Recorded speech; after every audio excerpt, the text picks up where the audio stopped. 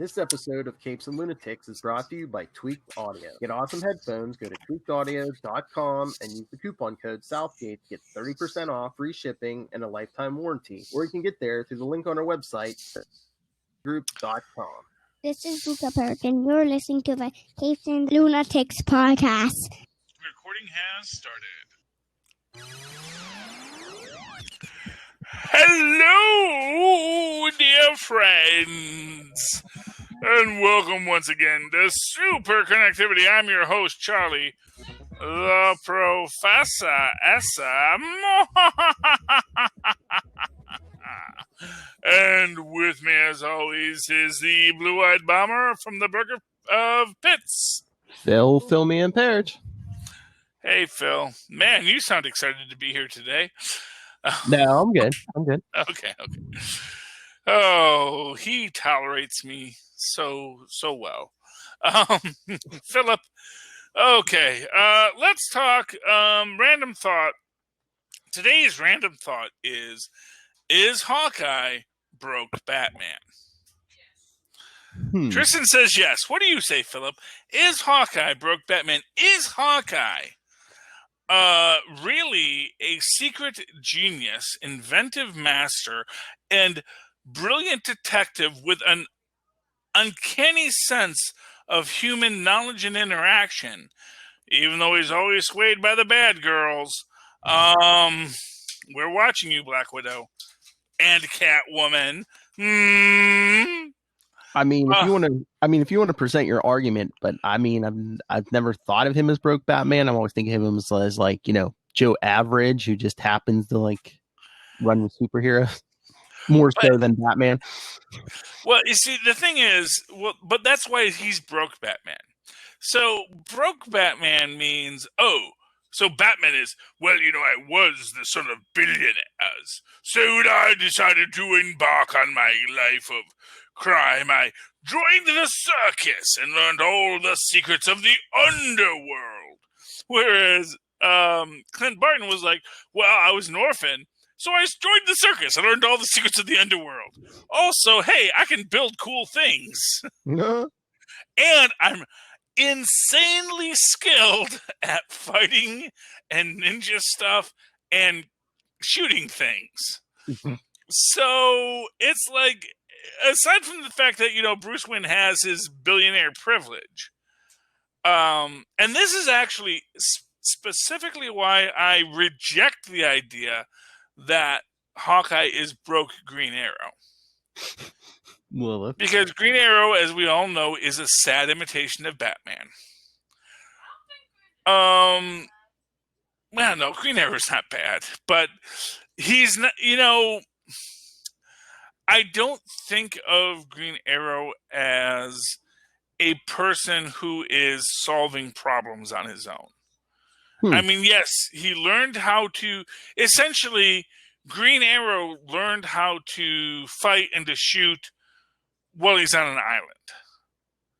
He didn't dedicate his life to it like Batman, or have it happenstance in his life in the way that it was with Hawkeye. In his own way, Hawkeye is the Slumdog Millionaire of superheroes. Because it wasn't his choice to, I'll join the circus, and I'll learn archery, and I'll learn to fight, and I'll learn swordsmanship, and I'll learn all these different tricks and trinks from, you know, Hans Junkman, the king of Junkrala, you know. I'll figure out how to build the weapons I need to be the superhero in this world. And, you know, I think that, I mean, granted, Oliver Queen has great arrows, some of which I'm assuming he builds himself, but I don't know. When it comes to trick arrows, I think, so for example, when you talk about trick arrows, I actually think Hawkeye more than I think Green Arrow. Yeah. I mean, it depends on the era. Green Arrow used to use more trick arrows, and these days it's like more straight up arrows. Yeah. And for what it's worth, I mean, I think Hawkeye does too. Yeah. I think, but you know what? But the idea that Hawkeye never had a support system to fall back on. Much in the way that Peter Parker never had a support system to fall back on. Everything he creates is created from himself. Mm-hmm. And one of the reasons I bring this up is because the new issue of Freefall is out, which is a straight to digital. And we really get to see Hawkeye being a broke Batman. Where he is outsmarting the criminals and in his own way also like making deals. I love the whole scene with him and Fisk in New York, and he's like, look, we both know that Parker Robbins is causing problems. Mm-hmm. And they're like, yeah, I can fix it. Here, let's make a deal with Count Nefaria. Count Nefaria is more than happy to stomp on some Parker Robbins. But then he says no, because no matter how far he goes down, he doesn't want to go that low. In that sense, one could maybe argue that he is maybe a broke Green Hornet too. But Batman, I think, would have the same things, you know. I mean, that's the problem, is when you're broke, you have to find your own ways to do things. Mm-hmm. So within that, I really think this idea that Hawkeye is a much more complex character than people give him credit for.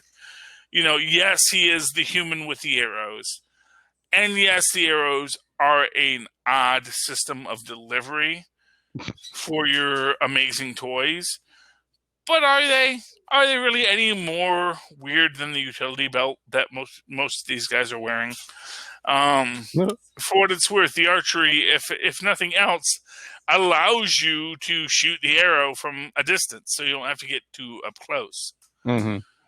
You know, I mean, that's my thinking, and that ties into one of the things I actually am really excited about. Because, of course, as you know, there are very few new comics, but we have a lot of old comics. And one of this week's old comics for me was Dr. Octopus, Year One. Phil, have you ever read this book? No, actually, I have not. It's actually really amazing. I mean, it is a great origin for Dr. Octopus to start. Which is, you know, I think really something you want from anything. And it gets Dr. Octopus so perfectly well within our modern understanding. And it really, I mean, honestly, it kind of almost crosses the line into a little bit of fan fiction-y obsession with Spider-Man, like some you know, Superman, Lex Luthor stuff here, where it's like, well, you know, except it's explicit and in the comic. Where he is, you know, he's like, oh, you know, I am naked while I envision you because you and I are brothers of the atom. And it's like, okay, Doc, but it's, you know, it sounds funny when I say it, but I tell you, it is beautifully written. It is beautifully drawn. This is Zeb Wells and Kari Andrews. And they just do an amazing job on this book. And it essentially tells the story of, you know, a young Otto Octavius, and he's a super genius, and his father, Tolbert Octavius, who is abusive, as we know. And Tolbert dies at the end of the first issue. Octavius gets a scholarship to MIT. We see him essentially, you know, pay his dues, get his doctorate, unlike that dropout Doom, you know? And at no point do you doubt the beauty of Dr. Octopus's story in this. It is really brilliantly told and wonderfully illustrated. You know, it had, and I think this was about the time Spider-Man 2 came out, so maybe they were trying to monopolize on, you know, that Doc Ock fever that we had in whatever that was when Spider-Man 2 came out. I think it was like 2003 or 4. 2004. Wait, I think. Yeah, 2004. I think. Yeah. But I know there's an ad for White Chicks, the movie in it. So, This is back when comic books had ads for things other than comic books. But it's an interesting tale. It really it humanizes Doc Ock without pulling any punches of his sociopathology. Mm-hmm. Where you almost have a bifurcated persona to the fact that we know his mom died. Spoilers. We know his mom died in issue 3, but issue 5, he's still writing letters to her. Hmm. Yeah. Yes, they should expect. You're correct, Tristan. They should expect spoilers, but it's really, it tells the story of Dr. Ock, and what I found most fascinating about it is it has where they're trying to create a visual demonstration of radiation. Could you help us, Doc Ock? Or could you help us, young intern Octavius? It's like, oh, plebeians, let me show you how you would make your garish show of the atom.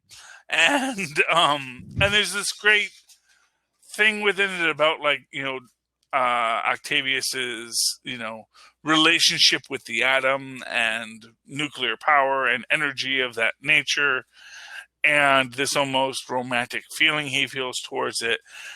And essentially his defeat at the hand of Spider-Man comes on some level to his disappointment in the atom itself.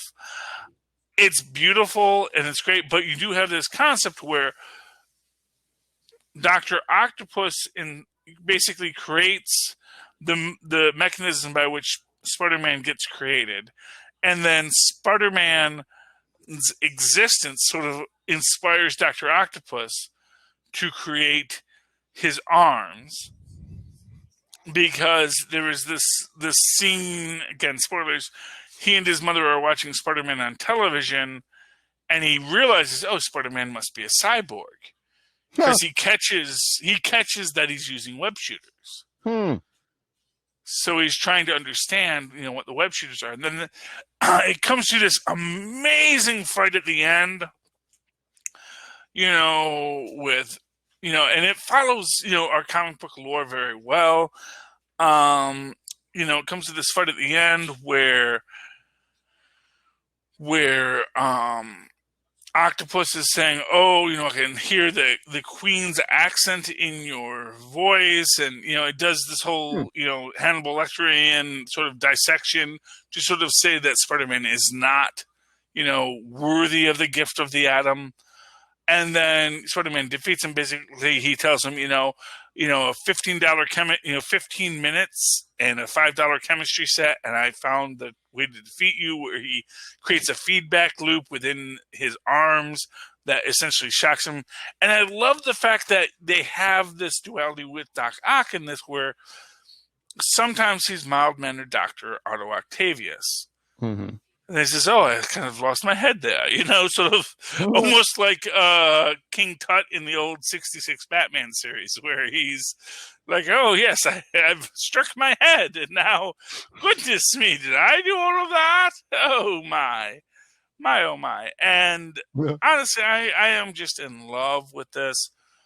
I mean, Dr. Otto Octavius, he is one of my favorite villains in the Marvel Universe. Oh, yeah. He's definitely my favorite Spider-Man villain, because I do feel he is so not. He is a insane thematic villain who, at the same time, maintains a level of reality within his sociopathology that makes me really appreciate him. And this brings us to the barrel of which Sony is scraping. Oh, and the Jackpot announcement that Jackpot, that character you've been waiting for, is coming to the Sonyverse. Along with Madam Web. Madam Web I can get. Yeah. I can see the stories you can do with Madam Web. Jackpot, it's like either someone said, no, man, I want to do a Jackpot story. It's like, look, and here's the thing about it. If Disney were to say to me, hey, Charlie, is there a character you want to really work with? And I'd say, oh, man, I'd love to work with Boulder, of course, and Gwenpool. And and of course Ben Grimm, without a doubt. And they say, okay, well, why don't you do a story about Ben Grimm? Oh, look! Ray's in the room. He even says, you could use the Trapster Paste Pot Pete. I'd watch a Trapster movie before a Jackpot movie. Well, yeah, I don't know if they have rights to the Trapster. That's the problem. Yeah, I wonder if he's Spider-Man or Fantastic Four. No, he's Fantastic Four. He is 100% Fantastic. His first appearance is fighting the Human Torch. Yes. Paste Pot Pete, the Wingless Wizard, those are all Fantastic Four villains who actually started as Human Torch villains. So, yeah, no, they don't have any rights to them. I would love to see a Paste Pot Pete film, and that'll be in the new Marvel verse that we're going to be seeing soon. Because it's coming. We're going to get to that in a minute, too. But I have to think that there's a director who Sony really wants to work with, who really said, no, I want to do Jackpot. Like, which tells me that, like, whoever it is, I'm guessing Steven Spielberg really wants to do a Jackpot film. Either that or it's like Marvel. Because I can't think of anyone else with the clout level to say, no, we're doing Jackpot. Or do you think was it just cheap? It's like Marvel's like, yeah, okay, we'll let you have Jackpot. Yeah, don't worry. Well, yeah. I mean that is the possibility that of all that in the deal, Marvel may get some kind of approval on what characters they can use. Yeah. So if you have a situation where Marvel gets to say, no, we're like, for example, like Mysterio. No, we got an idea for Mysterio. We're doing it so long as the deal's in place. You can't use Mysterio. Yeah. You can't use Rhino. You can't use Doc Ock. And so they go, well, who do we have? Now, I think there's a lot of places you could go before you got to Jackpot. Again, the character was basically a plot device because in the beginning of Brand New Day, when they broke up that marriage, it was just, oh, look, there's this new redheaded female superhero, teasing that it's Mary Jane. And even the name, Jackpot, it's like, face a tiger. Yeah. Which, interestingly enough, so if you're watching right now, Spider-Man Maximum Venom, you had the introduction of Mary Jane Watson into the animated Disney X Spider-Man universe. And she does not say, face it, Tiger, you just hit the jackpot. Yeah. So it's interesting. So maybe there's some deal with that. It's like, okay, we won't have our Mary Jane say Jackpot. You can have Jackpot. That's why I think there's some kind of weird negotiations going. It's just weird that's what you're going to seize on. Because, again, it's not like Spider-Man doesn't have lots of villains. But you have to remember, MCU already has the Tinkerer, the Shocker, and the Vulture, and Mysterio. They likely have already called dibs on Octavius, the Lizard. Although I think the Lizard might be a free spot they could use. Yep. And honestly, just doing a Lizard standalone horror pick might be a great idea. I mean, given that she doesn't even tie into like a Spider arc, it's really weird to pick Jackpot unless they want to do something Mephisto related. And it's like, how about we get this Black Cat or Silver Sable stuff like out there before we start looking at jackpots, Yeah, I mean, Silver Sable, that was iffy to start with, but I think people would have been down for a Black Cat. Yeah. I mean, it has shades of Halle Berry, Catwoman, yeah. Catwoman in it, but it's not Halle Berry Catwoman. No.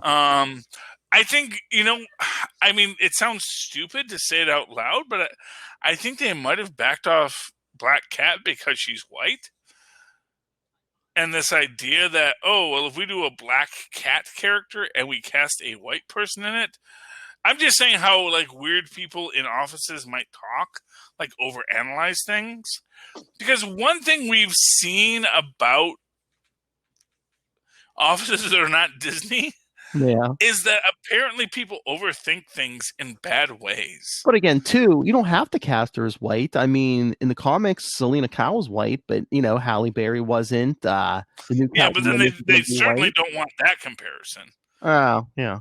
But I mean, they're doing it. I With mean, you may want the Eartha Kitt comparison. Yeah, I'll give that. And in the new Batman, I mean, that Catwoman's not going to be white either. So it's Oh yeah, that's right. That's right.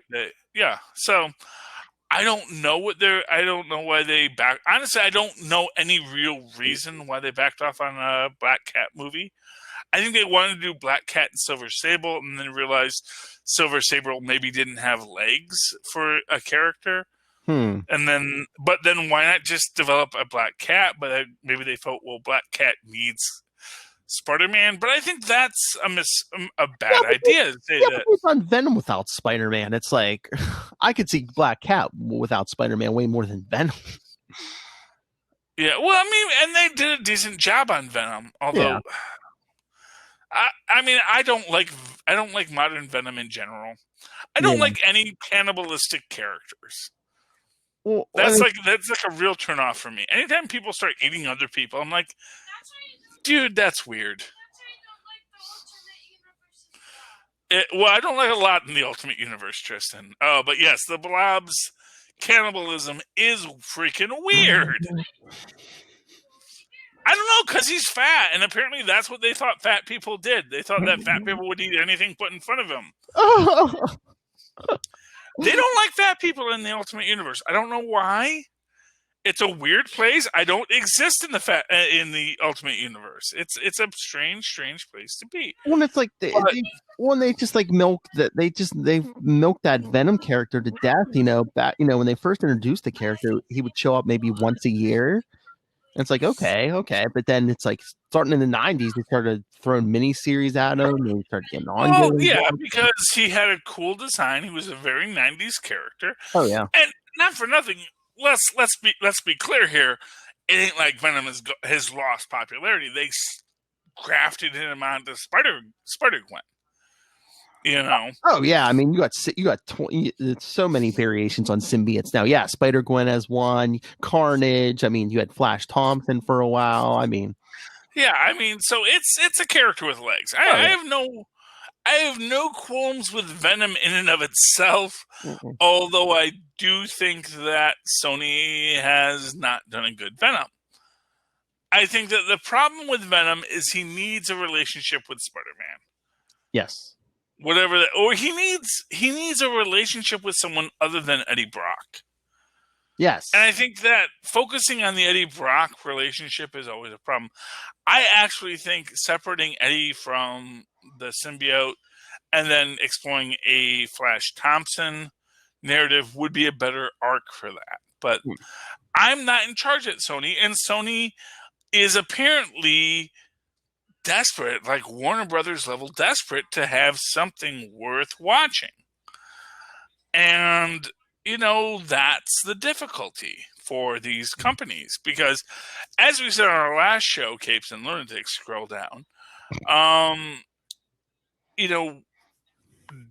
Warner's is doing a big push for this new streaming service, their Disney Plus rival. And really, I think the only new content that we know of is the Not Too Late show with Elmo, which, not for nothing, I'm 100% there for. I'm not going to be too proud to say I'm down for a good Elmo show. I love Muppets. There's a lot of Muppet content coming. But I think outside of the Muppets, and I don't know how much of that Muppet content is dropping on day one, it is a weird thing to not be pushing your best products. And the same thing with Sony. Mm-hmm. So Sony, within its catalog, could say, we're going to do a standalone Rhino story. Now, for those who don't know, Rhino is, probably one of my most heartfelt villains. He's no Doc Ock, but Doc Ock is kind of beyond a super. The thing about the Rhino is he is a character with pathos.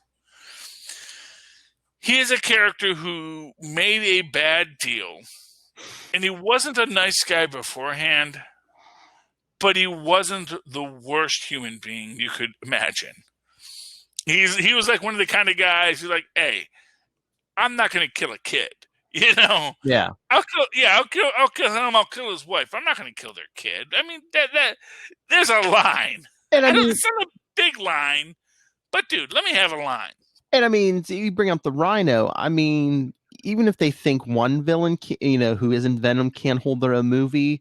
I mean, there was 2 miniseries in the 90s, and then there was another one, during the Superior Spider-Man era with, during Superior Spider-Man, it was the Superior Foes of Spider-Man. It's a group of villains. You could do like the comics have like Rhino.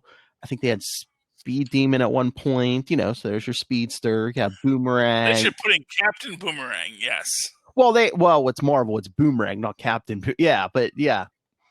Has he always been Captain? I thought he was called Captain Boomerang at one point.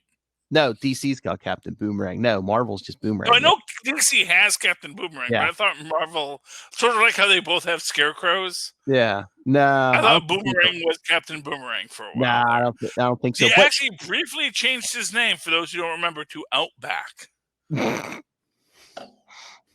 Bloomin' Onions. Anyway, it was a bad name. There's no argument on that point. But you bring up the whole Captain Boomerang thing.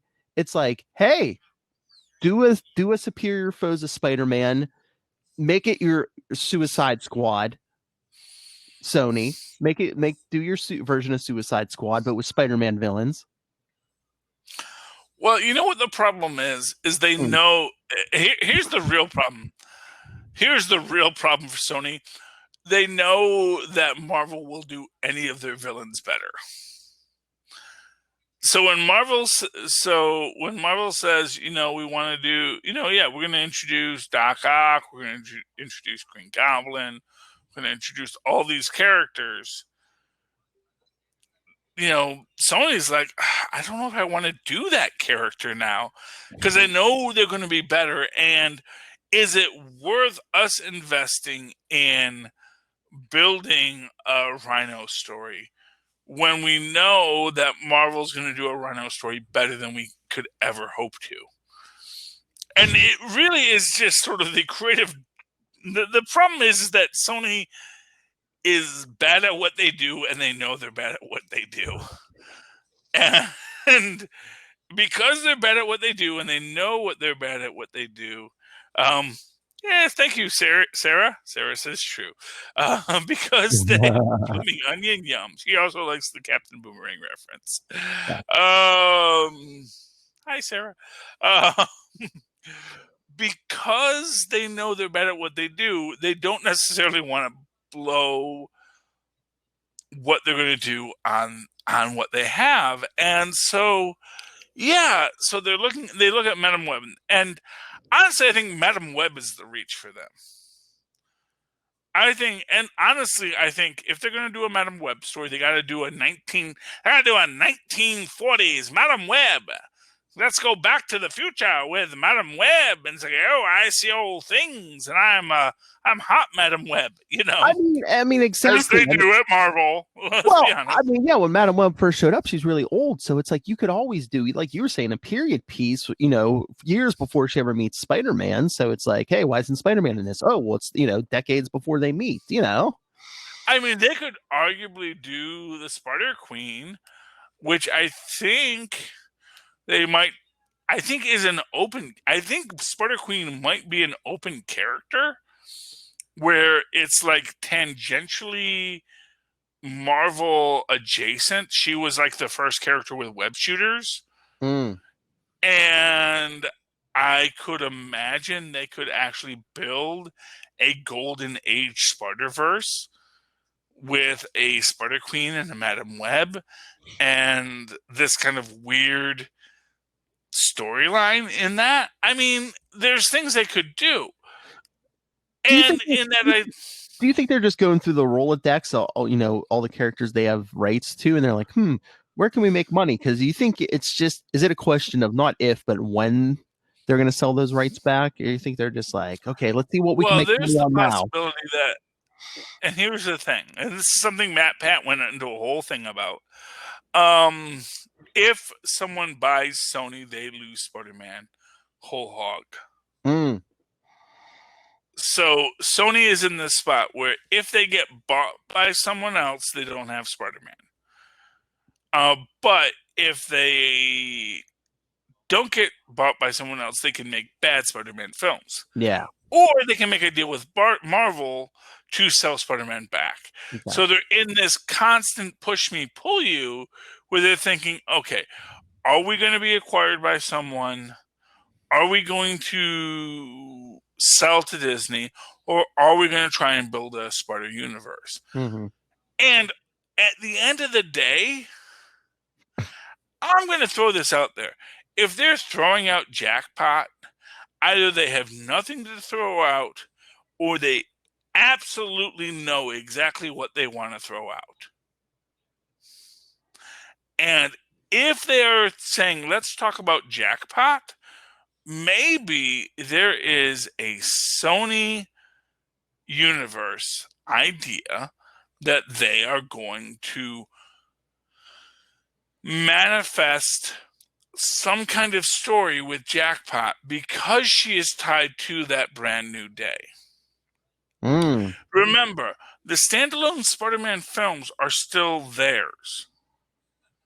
Yes. So they can kill Aunt May in their universe. Oh. And even if they don't have a Mephisto, there is lots of other demons they can call upon. Azeroth, Metreon, Zinthros. They can bring in something, an unnamed presence, Ooh. who can arrange things. Yeah.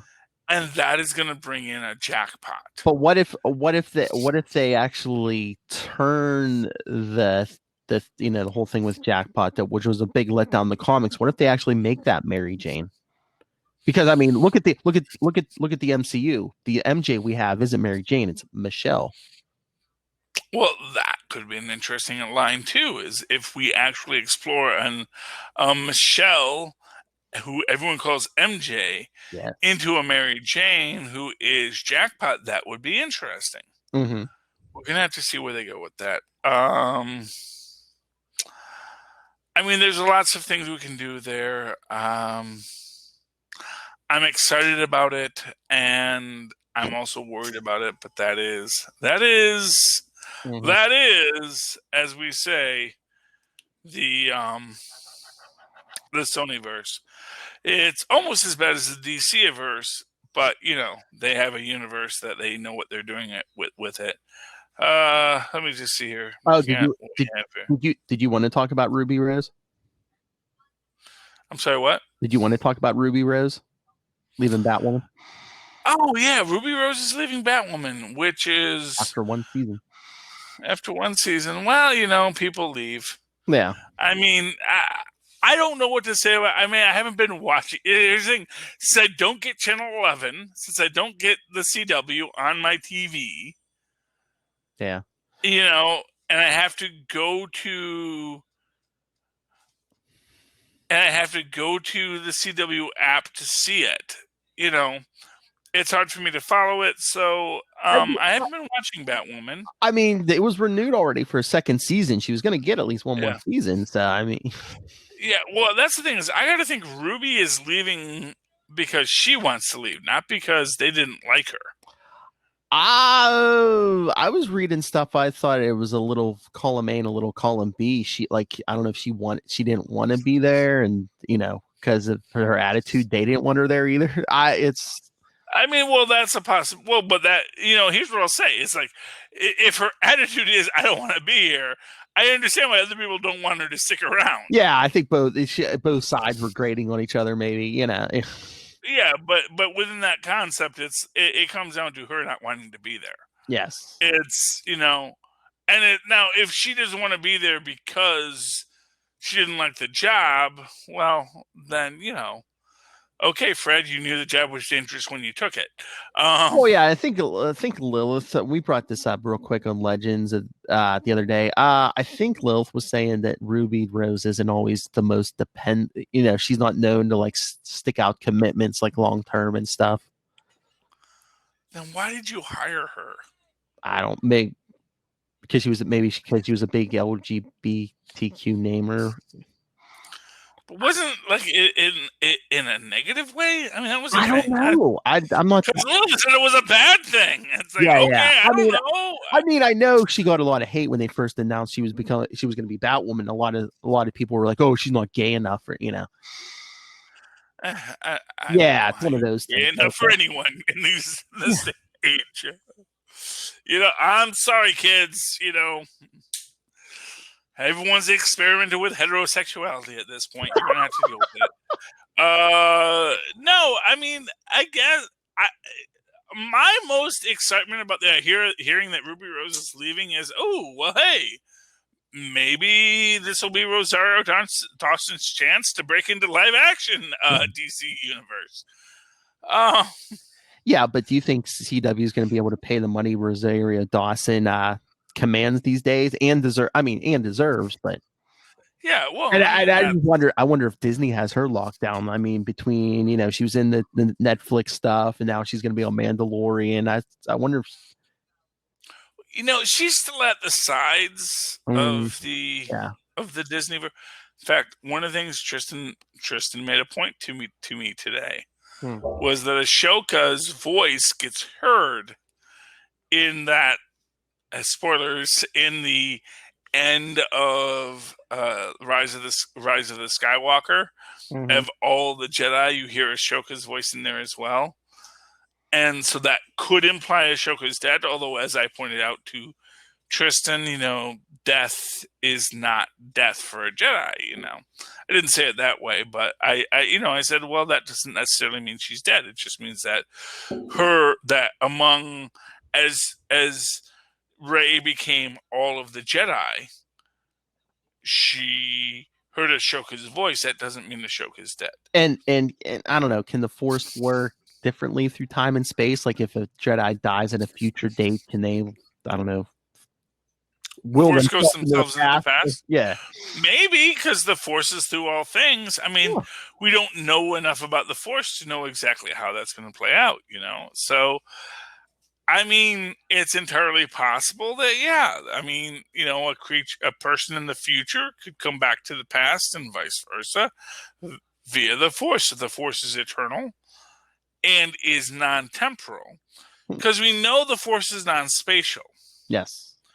And we've known that, for those of you who want to get all nitpicky, from the original series where Darth Vader starts choking someone through a view screen. And it's just the idea that, it's like, no, the Force is through you and I'm one with the Force, and the space does not matter. It doesn't matter that you're in a whole other ship in a whole other part of the galaxy. I'm going to Force choke you. And within that concept, you could argue that, obviously, you could Force choke someone in the past. Now, obviously, there's probably going to be problems with Force choking someone in the past, but Force choking someone in the future, or traveling to the past, or traveling to the future, or doing whatever you do. Now, if there's a closed loop of time, then it doesn't matter what you do, but, it creates this possibility for you to do these things. So, so Ashoka might not be dead. She may have just been called to the gathering of the Jedi to create the rise of the Skywalkers, or she's dead and that was her Force ghost. We don't know. We'll see when she shows up, played by Rosario Dawson in The Mandalorian next season. I was going to say, could she get killed in The Mandalorian? I don't think they're going to kill her. That's the thing. It's like, if she dies, I think it's an off-screen death. Yeah, because I was going to say, that's it. The Mandalorian takes place years before Rise of Skywalker. So, yeah. Anyway, but that's a whole thing.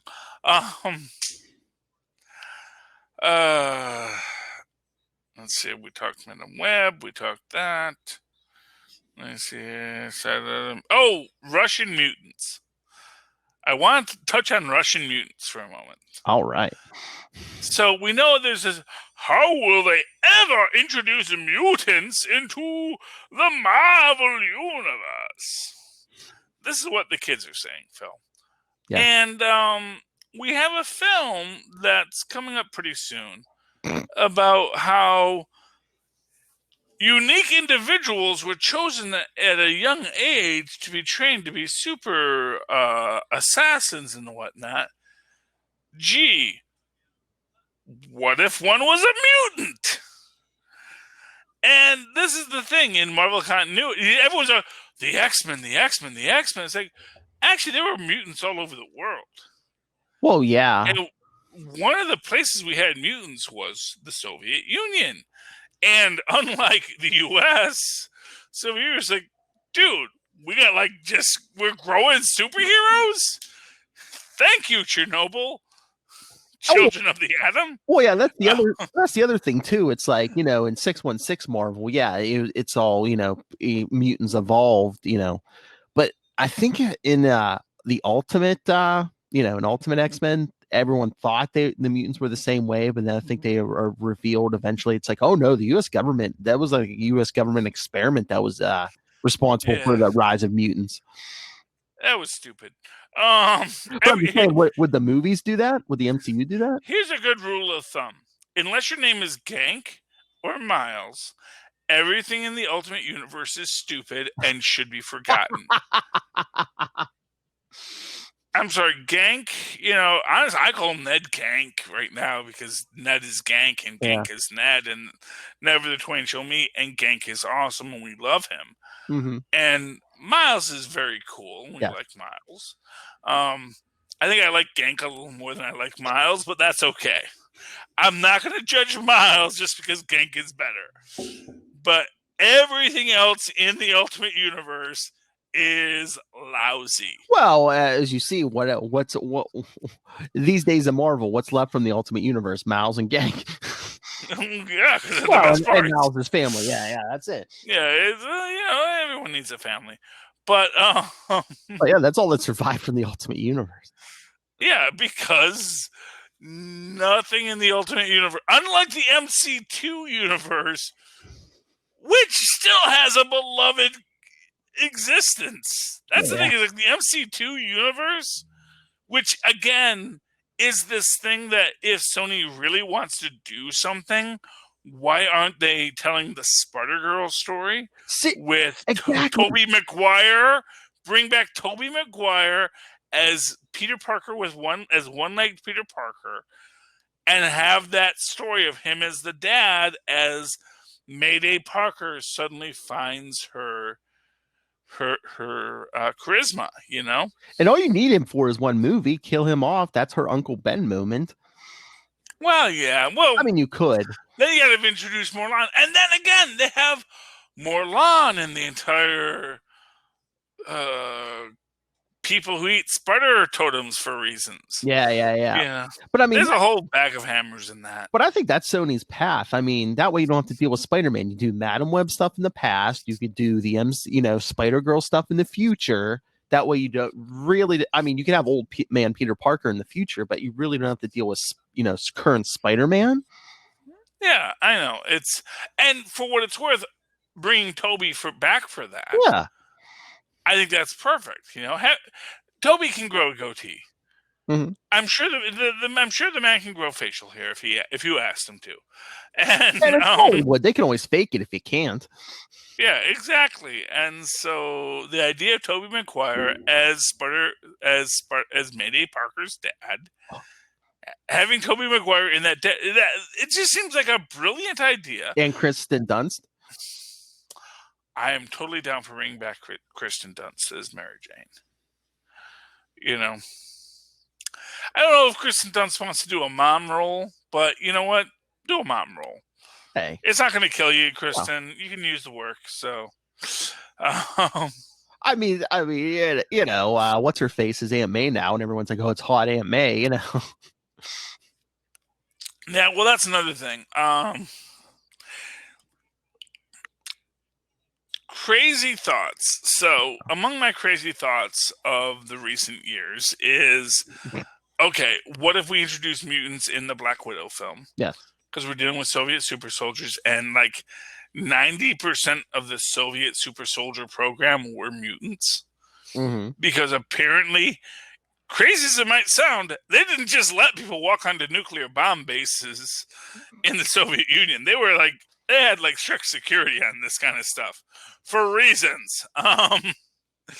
So you had very few nuclear accidents that resulted in superheroism. Mm-hmm.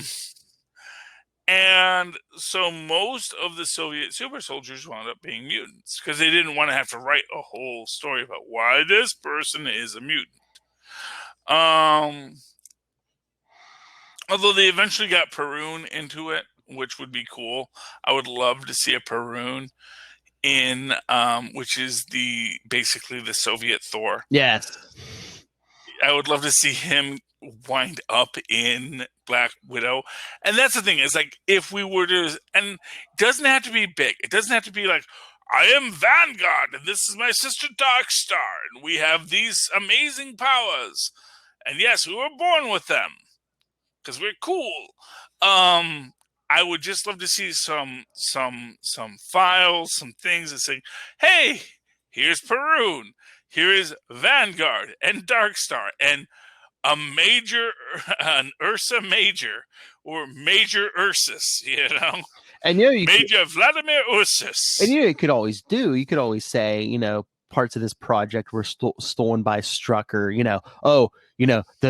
Quicksilver and Scarlet Witch thought Strucker gave them their powers, but they were actually mutants. Well, that would be, although now they're not. So weirdly enough, it's like I have a feeling they're going to be mutants again. They did that whole thing when they were, the whole fight with Fox, and they were like, oh, well, they have Magneto, we have Scarlet Witch. So guess what? They're not Magneto's kids. I don't know. I'm honestly, it's all crazy. Yeah. I know Lilith does not want the grand unification. I just want it at this point because I love extended universes. Yeah. And when it comes to that's the thing. It's like, okay, now, yes, I get the point that, if only one person owns the property, then they're going to say, well, now you have to spend a lot of money for the property. But then you're going to lose popular appeal. That's the thing about selling a product. Yeah. It's like, you can make a Rolls Royce. And people are going to know that Rolls Royces are great cars, even though nobody has a Rolls Royce. But if you want to say, this is a great movie, but you can't see it, eventually we're going to say, well, it can't be that good of a movie. Because at the end of the day, a Rolls Royce is just a car.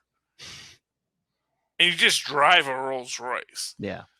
And how much better a Rolls Royce is than a Cadillac or a Lincoln or even a freaking Honda Civic? How much, like, that incrementally better level of it gets to this point where, like, I just don't have any interest in the product. And making curated stories for a small elite of people that you want to spend a lot of money on, that seems unlikely if your company is a mass media company. So I endorse Disney buying a lot of product and making a lot of good product. As long as they keep on making good product, I'm happy. If they stop making good product, then I will stop patronizing their products. That's how the market works. But yeah, anyway. One last item I wanted to talk about is Agents of S.H.I.E.L.D., as we all know, is coming back this week. And starting in the 1930s, we're going to see some Agent Carter stuff, which is why me and Maz over on Enough said. Well, no, not Enough Said. Oh, Agent Carter. Agent Carter, full stream ahead. Talking about Agent Carter. We're going to be coming back to Enough Said because now there's content for Enough Said. I want to see they could be running our stuff on Enough Said too, but I don't know. I'm not in charge of streaming or editing. I just talk into a microphone, and Maz talks into his microphone. And sometimes I listen to Maz, and sometimes he listens to me. But honestly, it's nothing scripted on these shows. This is Chaz and Maz live. Yes. To pull back the curtain, Rob Southgate makes the decisions. I do the background work, and Charlie Esser comes in and looks pretty. I talk pretty. Let's be clear. I talk pretty. I don't look pretty. No one is looking at this. If you're watching the YouTube live streaming of these things, you're not saying, "Gotta get me some of that." Lilith Hellfire is not on camera. You are my eye candy. As much as I can be. That's why I grew the mustache. Mustache. I gotta give people something. I have a magnificent mustache. But what was I going to say? So we're going back to the 30s. We know we're going to see Sosa. I wonder if we might introduce a Ben Parker. This is an interesting question, because there is this idea that Marvel has the TV rights to Spider-Man. Oh yeah, I think they have. That's why there's been. Don't they have all the rights to Spider-Man except for the movies? That is the statement. But you know, essentially what it is there's lots of lawyers involved and lots of contracts involved. So the contract says we give all film rights for Spider-Man and his extended universe to Sony in perpetuity for a bunch of money, so that, you know, whatever. Mm-hmm. So we can keep the lights on at the comic book company this week. And within that is this thing. We say, well, you said film rights. Well, what is film? Is film cinema? Is film television? Is it streaming? And these are all very vague questions that no one has answers for today, because these contracts were written 30 years ago. Yes. So when you look at something like Agents of S.H.I.E.L.D., which is in the MCU, but maybe it's in another timeline now. What are timelines? Is that the same universe? I don't know. Why are you asking me? And so if we are going to say, oh, here in the 1940s and 1950s, here's this young guy named Ben, who's all sweet on that Ms. Parker, says, you know, I'm a big guy and I got power in this world. And I got to tell you, man, even though I got that power, I know I got responsibility too. And you do that whole story. These are things that we can do in Agents of S.H.I.E.L.D. and in its own way kind of touch these characters, even though officially they're not part of our Spider-Man universe's MCU. There are things that make them unattainable to the good folks at Sony. Because immediately everyone's going to say, well, we got our Ben Parker. You know, that's who he was, and he was done well. I don't know who I want to see what the Ben Parker is that Sony's going to drag out of the barrel. That could be a Jackpot for all we know. And so we go from there. And that's that. We're getting late here. One last thing I want to talk about real quick. Book I picked up this week. Thorian. Oh, yeah. Of the New Asgardians. #1 from Amalgam. I don't know if you've heard of this company called Amalgam. They're a little indie company. I think they just came out. John Romita Jr. does, and this is actually, I got to say this. I'm going to get all Lilithy here for a minute. I'm going to talk about the artist. this is some of the best work I've seen John Romita Jr. do. Ooh. I've always said that, I like, because that's the thing, I like John Romita Jr.'s work. I just think that a lot of times, like, his inkers don't know what to do with it. Yeah. I think, like, either they want to go too light. I think that's most of the complaint with him, is that the inkers go too light. He sets the scene, and the inker doesn't want to change the scene. But I think he needs someone. But the point of an inker is to add depth. And so I think that with a really good inker, John Romita Jr. is amazing. Mm-hmm. I've always loved the way that he depicts flight, not as propulsion, but as a state of being. And that is such an interesting visual take on flight, because no one does it. No one does it except John Romita Jr. Makes flight a state of being. And so I like it. Thorion in Amalgam Comics. It's good. It's good. Honestly, it's weird because it's like a one issue that is written as if it was a collected tale within hundreds of issues. Yeah, a lot of them did that. Yeah. Yeah, and it's like, oh, well, and you have to rely on your own knowledge of DC and Marvel properties to know what's going on in this scene. And they give you just enough to be tantalizing, and then there's another issue. And it is the most frustrating thing about Amalgam. The tease. I want Disney to buy DC, not Warner Brothers, just DC, just so that Marvel has complete control of the Amalgam universe, because there's so much to do. But, yeah. That's that. I already talked to Reed Fleming, World's Toughest Milkman. Haven't gotten to any of my Marvel magazines from the 1970s yet. So that's all I got, Phil. Anything else you wanted to talk about? No, I think no, that's good with me. That's good for one night. Okay, so Philip, how can people find you to talk about things? If you want to talk to me, I'm on Twitter at NightwingPDP, or if you want to talk to us on the show, you can always email us capesandlunatics@gmail.com, or call the voicemail 614-382-2737. That's 614-38-CAPES. I'm sorry, what was that number again, Phil? 614-382-2737. Oh, that's 38 capes. Yeah. See, my problem is, Phil, I don't have tweaked audio headphones because I'm actually using my headphones from work right now.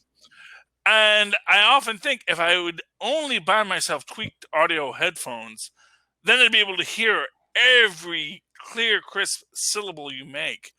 And then I'd know what you just said. 38 capes, that's a good mnemonic device, since I did not yet buy my tweaked audio headphones, but you, dear friends, can buy those. And in fact, I think if you want to go down into our links, you can go to Amazon, where you can buy just about anything.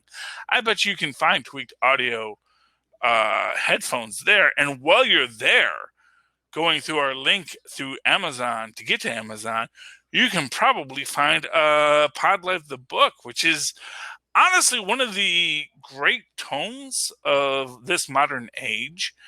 If you want to understand the podcast culture, the podcast history, the idea of what do podcasters think about the art and the style of podcasting, that's where you want to start. That is your podcasting 101, if you will. I know that we are at the early stage of the history of this, but this is the kind of book that will be seen as that original source, that first draft of history of the podcast movement. So you might want to pick that up. It's not too expensive. You can get it digitally through Kindle, or you can actually buy a physical book to hold and pass down generation to generation. And then it becomes, one of these, first editions that you have in your attic that you say, well, if things ever get hard, we can always sell that first edition Pod Life the book. Meanwhile, if you're just looking for some side fun, why don't you go check out Hunt a Killer? That is one of our sponsors, Hunt a Killer. If you've ever wanted to hunt a killer, but, like me, don't want to leave your apartment right now, they will give you all the joys and fun of hunting a killer in the privacy of your own home. Do it the safe way. Do it the safe way. Do it. You don't want to actually deal with killers who might actually kill you, because that's why they're killers. That's their thing. Okay, and that is all of our popular endorsements. In the meantime, if you would like to write to me in that old-fashioned email way, the way our mothers and our fathers and aunts and uncles still do to this day, do so at superconnectivityblog@gmail.com. That's superconnectivityblog, all one word, at gmail.com. And of course, follow me on Twitter, because I'm going to start live tweeting Agents of S.H.I.E.L.D. coming back, I want to say this Wednesday. Yeah, at Charlie Esser. That's CHARLIE ESSER. Look for the 2 E's in the middle. For quality. Thank you, Maz. I forgot you were there. Oh, my Maz. He is always there for me. He's such a shelter in the storm. All righty. Dear friends and listeners, thank you for connecting with us this week. Please tune in next week and super connect with us again. Good night. Good night.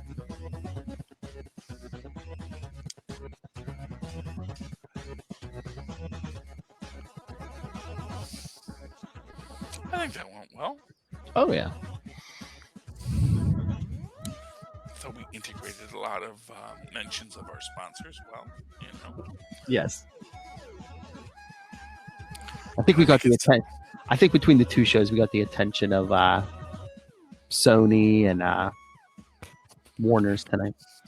Oh, well, I certainly hope those guys are listening. Still have to talk about CBR listening into our podcast all the time.